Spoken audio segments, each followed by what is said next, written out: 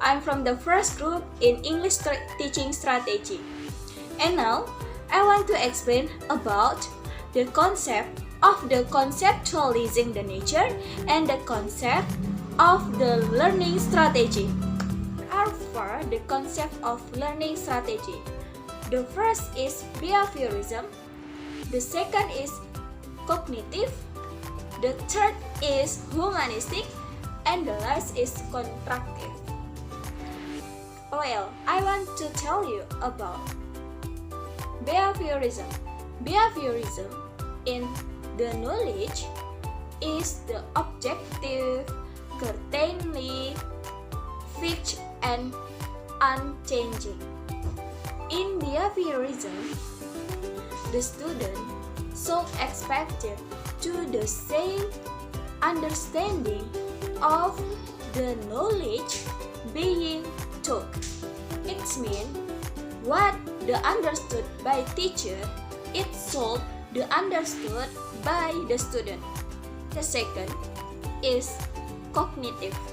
What is the cognitive? The cognitive learning strategy that refer to the behavior and the process thinking by student that influence what is learned, including the process of thinking. Third is learning strategy by humanism.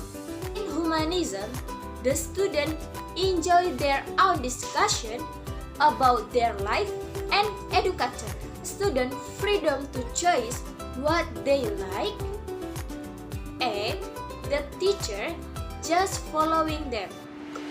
This is based on the belief that learning occurs as learner. As learning strategy in constructive, the student solve critical thinking and so creative on the process learner in the class. Enough for today about the concept of the conceptualizing the nature and the concept of learning strategy, and I say thank you so much. See you.